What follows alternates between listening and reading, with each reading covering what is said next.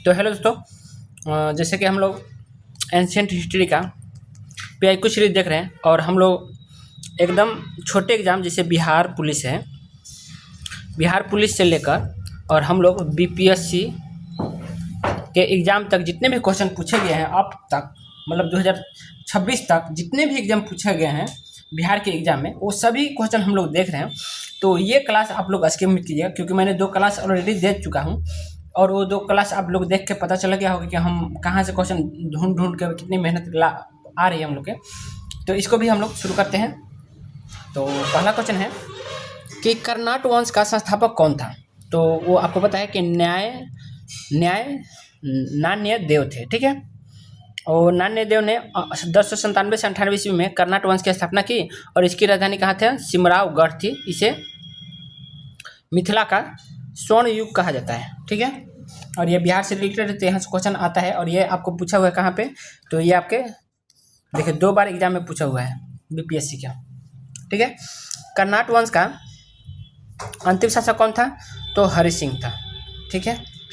अगला क्वेश्चन है कि कौन सा पूर्व मध्यकालीन भारतीय समाज व्यापक स्तर पर स्थानीय स्वशासन के लिए प्रसिद्ध था? तो वो था चोल, ठीक। चोल प्रशासन की सबसे अनूठी विशेषता कि उसकी स्वायत्त शासी ग्रामीण संस्थाएं ग्राम पंचायत थी। इसके लिए ये बहुत पूछता है एग्जाम, ठीक है। इसकी जानकारी उत्तर मेरुर अभिलेख में मिलती है। कहाँ पे? तो मेरुर अभिलेख में पूछता है। निम्नलिखित शासकों में किसको मलाया, सुमात्रा तथा जावा की विजय का श्रेय जाता है? तो वह है राजेंद्र चोल प्रथम। राजेंद्र प्रथम ने बंगाल के पाल शासक महिपाल को हराकर गंगेकोंड चोल की उपाधि दी। ये पूछता है कि गंगेकोंड चोल कौन से चोल राजा ने किया था? तो वो था राजेंद्र चोल, ठीक है, प्रथम। 12वीं सदी में राष्ट्रकूट वंश के 5 शिलालेख किस राज्य में मिले हैं? तो वह है कर्नाटक में, ठीक। दक्षिण भारत के साहूकारों का क्या नाम था? तो चेट्ठी यानी सेट्ठी, ठीक है। चोल वंश का संस्थापक कौन था? तो विजयालय था, ठीक है। रथ पगौड़ा का निर्माण किस शासक ने करवाया था? तो किसने करवाया था? पल्लव वंश ने कराया था। और आपको पता है कि महाबलीपुरम के रथ मंदिरों का निर्माण पल्लव शासक नरसिंह वर्मन प्रथम ने करवाया था। इन्हें क्या बोला जाता है? तो इन्हें सप्त पैगौड़ा भी कहा जाता है, ठीक है।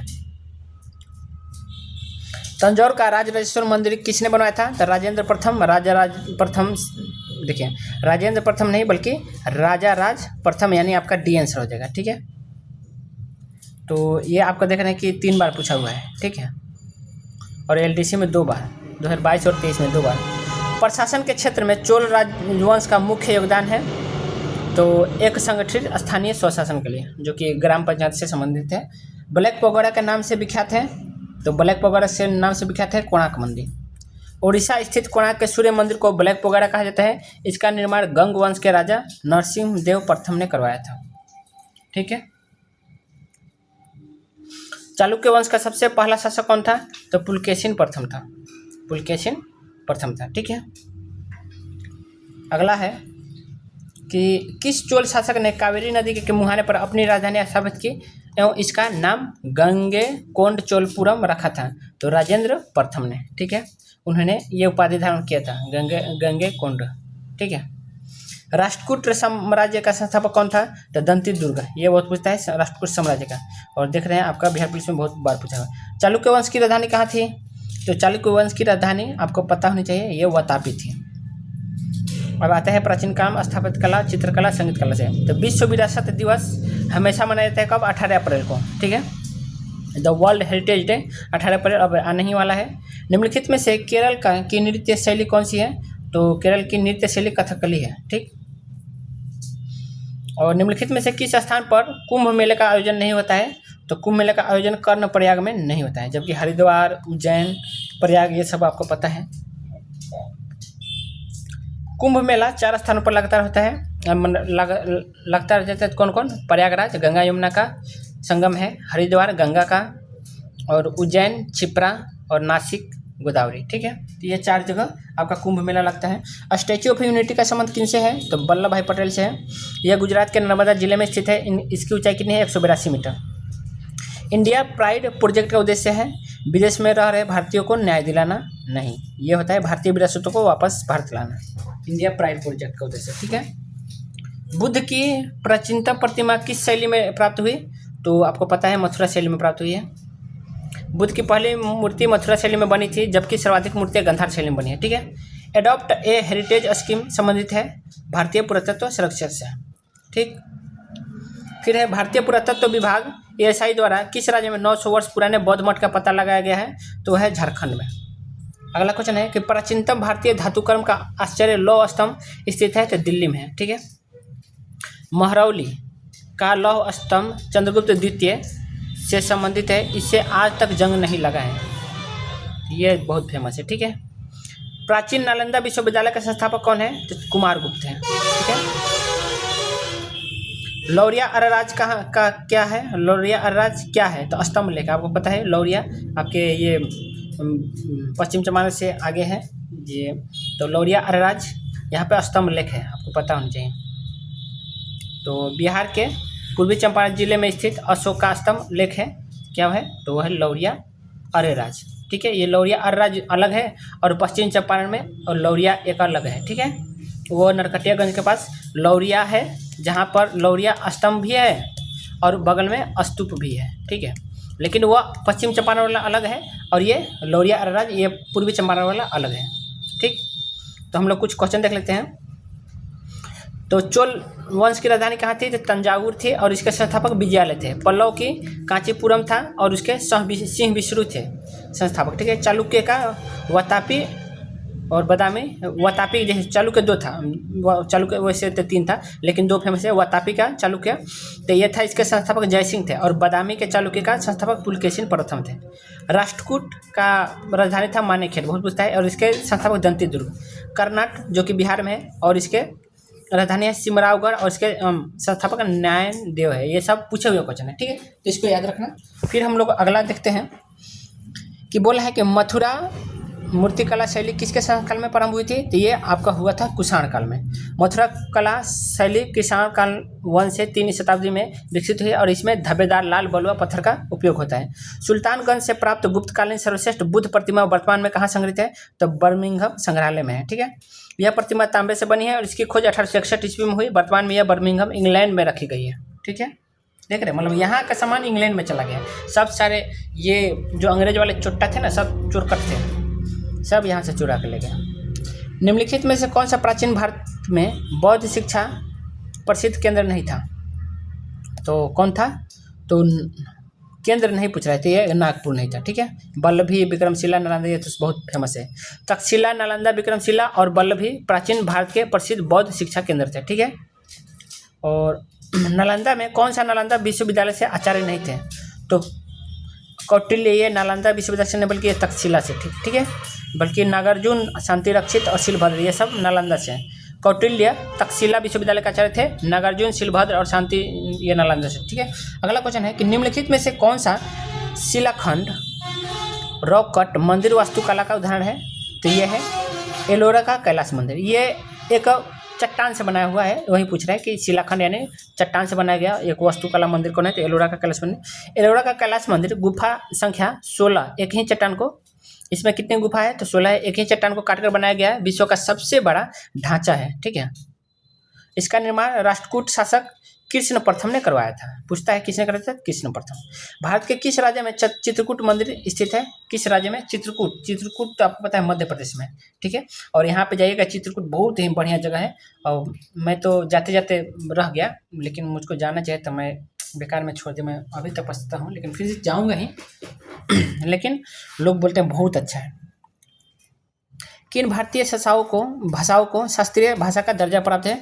तो उपरोक्त में से एक से अधिक, यानी आपको पता नहीं है कि हाल ही में भारत सरकार ने 5 नई भाषाओं जैसे मराठी, पाली, प्राकृतिक, असमिया और बंगाली को शास्त्रीय भाषा का घोषित किया। अब कुल संख्या कितने हो गए? 11 हो गई है। ठीक है। तो ये आपका तीनों भी हो जाएगा और साथ में कौन कौन है ये भी याद करना। मराठी है, पाली है, प्राकृतिक है, असमिया है, बंगाली है। ठीक है। तेलुगु है ही ऑलरेडी, ये तो पहले ही है। अब नया जो 5 अभी जस्ट जुड़े हैं उनकी बात कर रहे हैं। ठीक है। तो ये पूछ सकते हैं, जस्ट नया जुड़ा है। उस 16वीं सदी का बावड़ी का नाम क्या है जिसे भारतीय पुरातत्व संरक्षण ने हाल ही में वर्ल्ड मॉन्यूमेंट्स फंड इंडिया के सहयोग से संरक्षित किया है? तो है राजो की बावड़ी। ठीक है। ये क्वेश्चन देख रहे हैं, 71वीं BPSC में पूछा हुआ है, राजो की बावड़ी। ठीक है।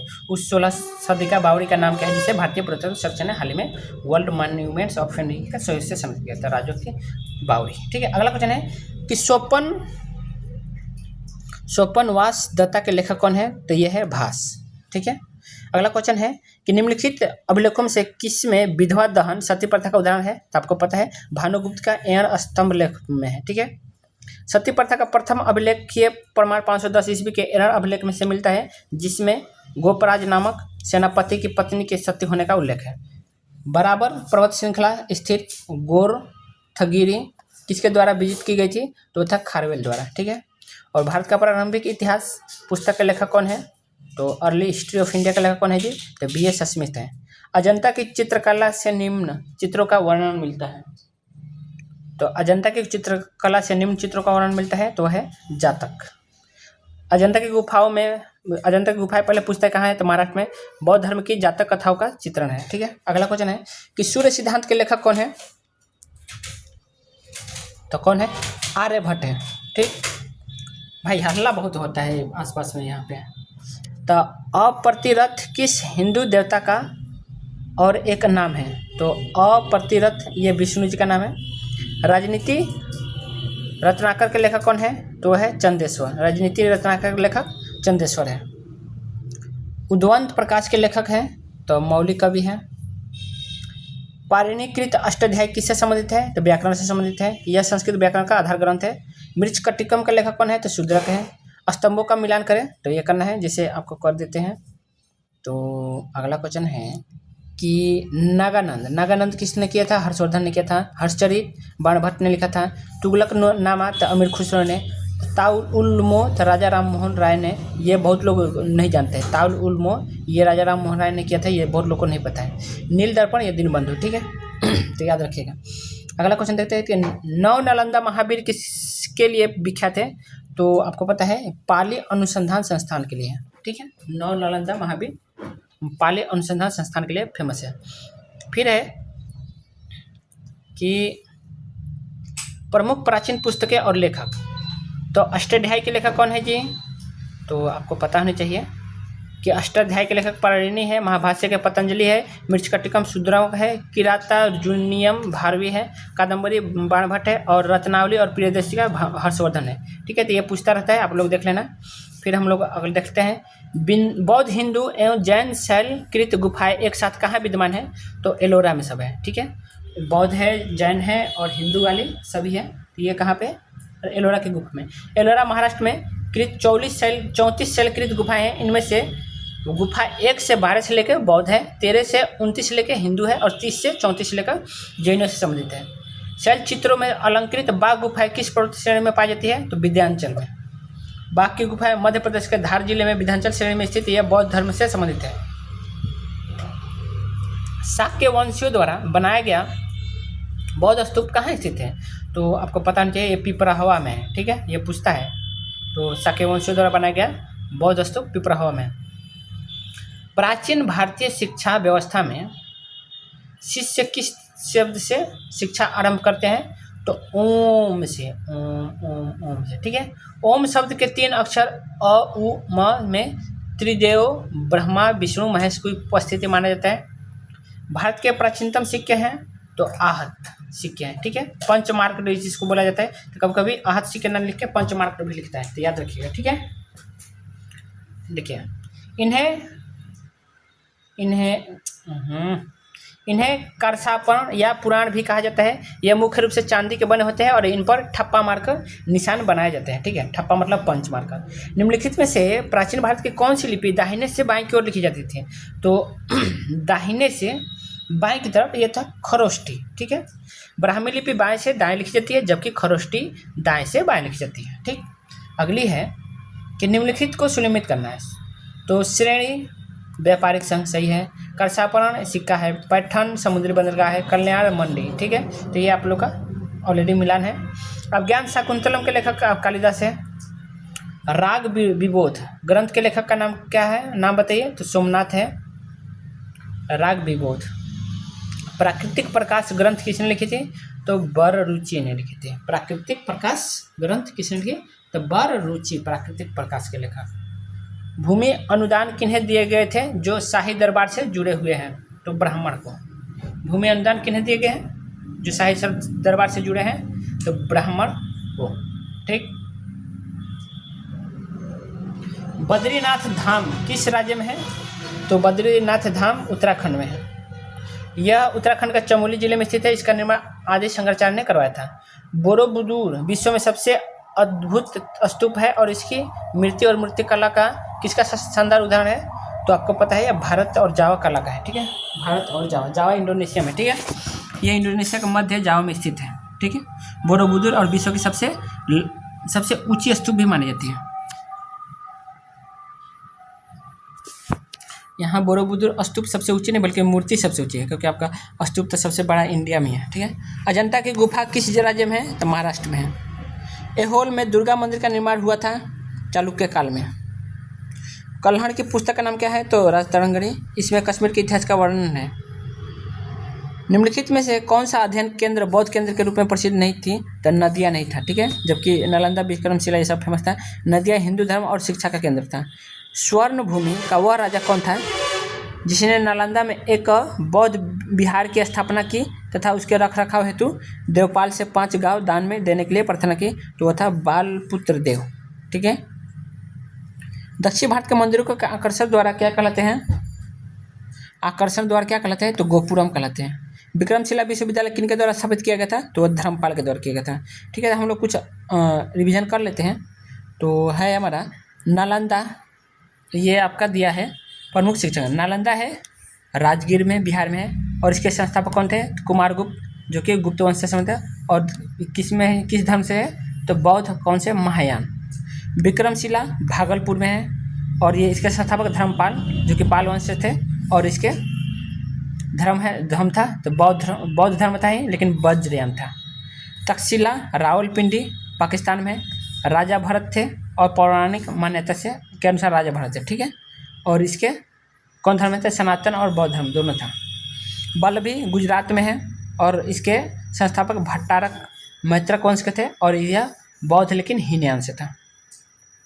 अगला है कि तंजौर स्थित राजराजेश्वर मंदिर का निर्माण किसने करवाया था? तो राजा राज प्रथम 985 ईस्वी से 1014 तक था।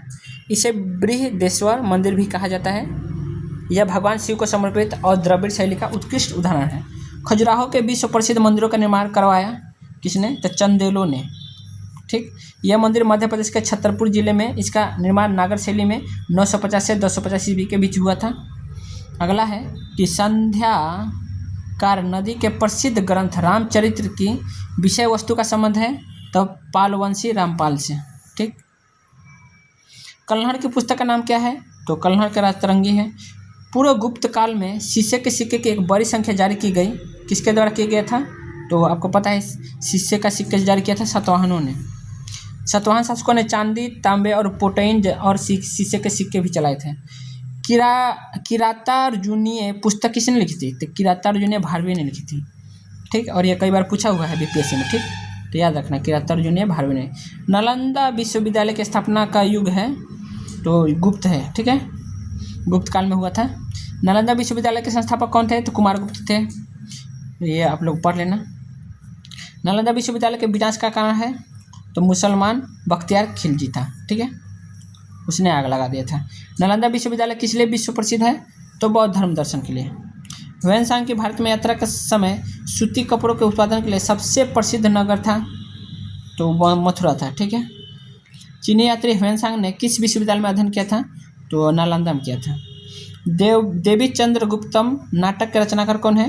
तो विशाखदत्त है। ठीक है, और विशाखदत्त का एक और भी है, कौन सा फेमस है आप लोग को कमेंट करना है, क्योंकि मैंने पिछले बता दिया। तो विशाखदत्त की एक फेमस बुक का नाम क्या है? ठीक है, तो कमेंट जरूर करना है। निम्नलिखित में से कौन सा जोड़ा सही नहीं है? तो दंडी 10 कुमार चरितम सही है। विष्णु शर्मा पंचतंत्र वृत्ति से। आर्यभट्ट का बृहद संहिता गलत है। बृहद संहिता 12 मिहिर का था। ठीक है, तो ना ना ना ना ना बृहद संहिता, हाँ ये तो गलत है, ये गलत है। ठीक है, बृहद संहिता 12 मिहिर का था। भास का सोपन वासदवता। ठीक है, तो आर्यभट्ट का बृहद संहिता गलत है। ठीक है, क्योंकि बृहद संहिता किसकी रचना है? 12 मिहिर की। और आर्यभट्ट के तो आपको पता है गणित से रिलेटेड था। अमरकोश में कितने प्रकार की भूमि का वर्णन किया गया है? तो 12। आयुर्वेद के प्रसिद्ध ग्रंथ अष्टांग हृदय के रचनाकार कौन है? तो बाघभट्ट है। कुमार संभव महाकाव्य किस कवि ने लिखा था? कुमार संभव तो कालिदास से है। महरौली लौह स्तंभ अभिलेख चंद्र संबंधित है तो चंद्रगुप्त द्वितीय से। इनमें से किसने पहली बार यह व्याख्या की थी कि पृथ्वी के अपनी धुरी पर घूमने के कारण प्रतिदिन सूर्योदय और सूर्यास्त होता है? तो आर्यभट्ट ने ही किया था। निम्नलिखित में से कौन सा बंदरगाह गुप्त काल में उत्तर भारतीय व्यापार के लिए उपयोग किया जाता है? तो ताम्रलिपि। ताम्रलिपि बंगाल का प्रमुख बंदरगाह था। ठीक है, ताम्रलिपि नहीं बल्कि ताम्रलिप्ति। गुप्त स्वर्ण मुद्राएं उनके अभिलेखों में किस नाम से अंकित करते थे? तो दिनार से। ठीक है, इलाहाबाद स्तंभ अभिलेख की 21वीं पंक्ति में आर्यवाद के कितने शासकों का जिक्र किया गया है? तो 9। झांसी के पास देवगढ़ का मंदिर और इलाहाबाद के पास गढ़वा मंदिर में बनी मूर्तियों किस कला के महत्वपूर्ण अवशेष हैं? तो गुप्त कला का। ठीक है,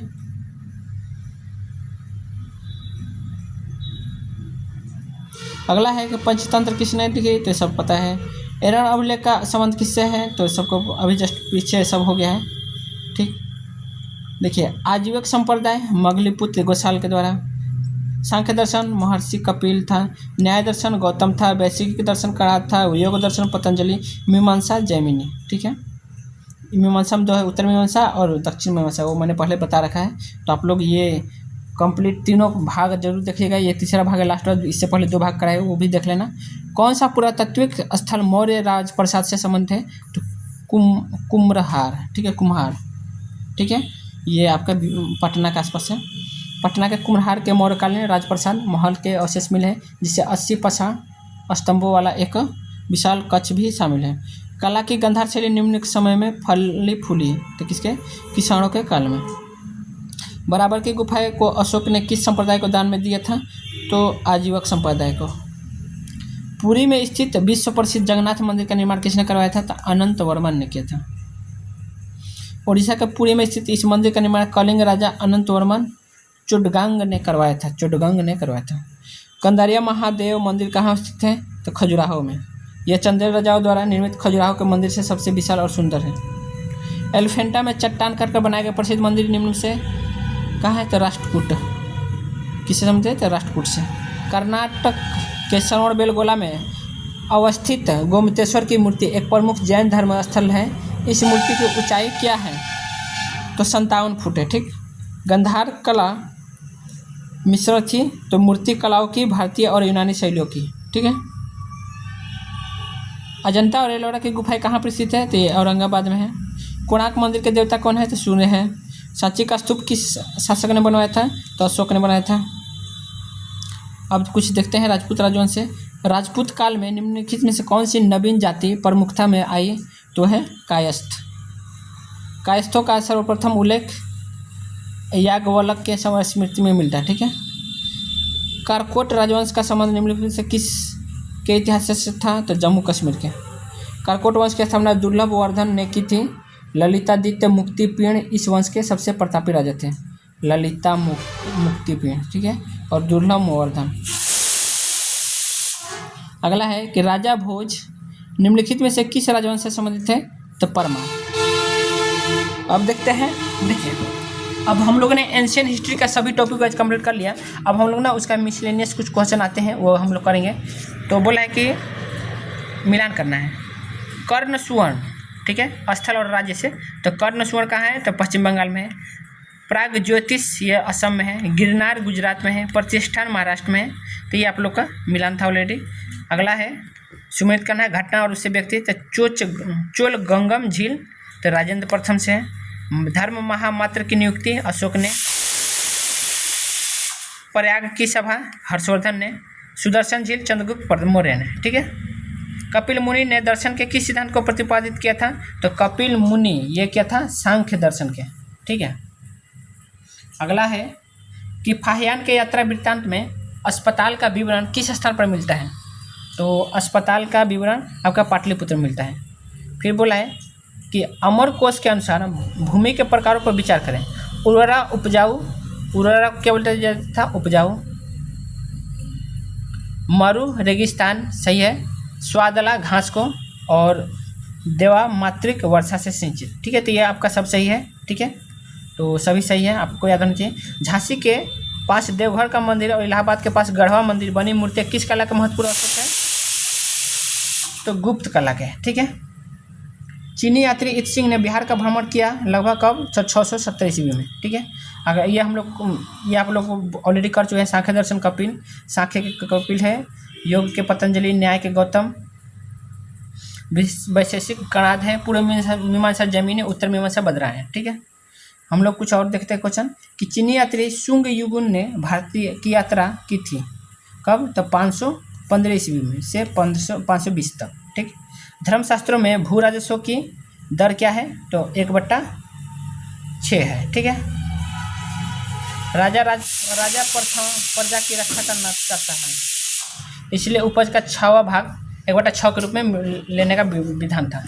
800 से 600 ईसा पूर्व का काल किस युग में से जुड़ा है? तो ब्राह्मण युग से। निम्नलिखित में से सबसे पहले भारत आने वाला कौन था? तो मेगास्थनीज था।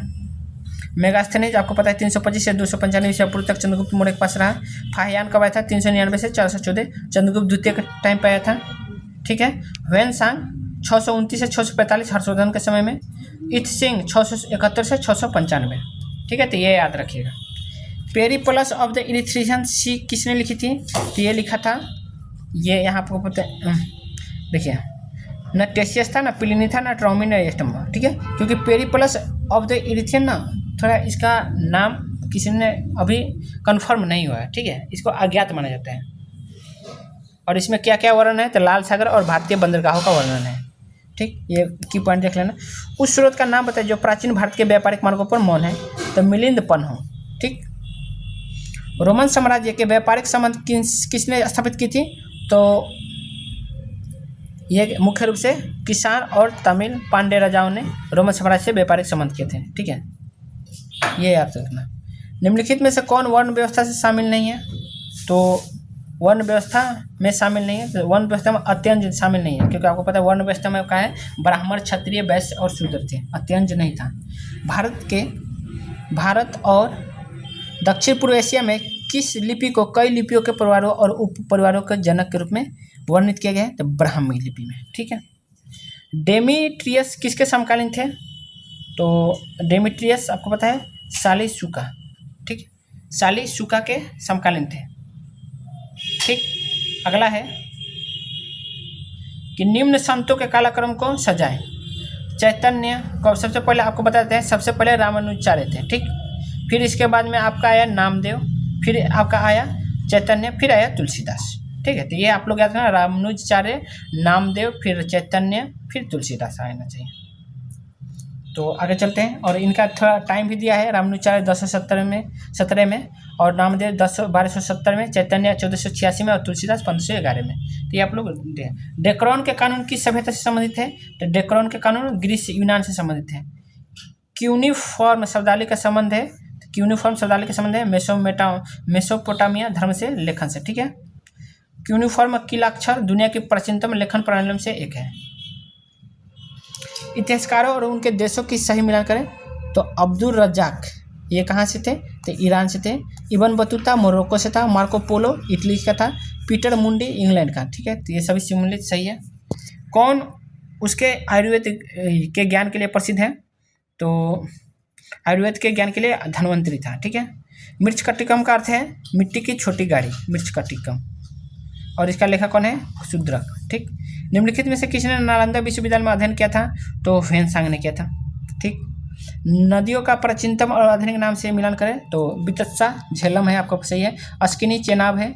परुशरणी रावी है। बिपाशा ब्यास है, और सुतुद्री सतलज है। ठीक है, कल्हड़ द्वारा रचित रत्नांगरी किसका इतिहास है? तो कश्मीर का इतिहास है। प्राचीन नगर तक्षशिला निम्नलिखित में किसके बीच में स्थित है? तो ये सिंधु और तथा झेलम के बीच में। निम्नलिखित में से कौन सा एक अन्य तीनों के सामासिक नहीं है, समसामयिक नहीं है? तो वह है मिलिंद मेनांडर है। ठीक है, ये शामिल नहीं है।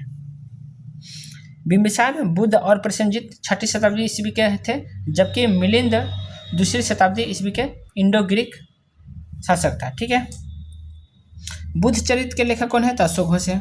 किस पाल शासक ने बौद्धों के लिए प्रसिद्ध विक्रमशिला विश्वविद्यालय की स्थापना की थी? तो धर्मपाल। खजुराहो में मंदिरों का निर्माण किया गया था? तो बुंदेलखंड चंदेलों द्वारा। अगला है, तो हम लोग का क्वेश्चन खत्म है और हम लोग केवल ये रिवीजन देख लेते हैं। तो ये आप लोगों ने ऑलरेडी देख रखा है, सदनीरा, गंडक, कुब्बा, काबुल, बिपाशा व्यास, ये सब आप लोगों ने देख रखा है।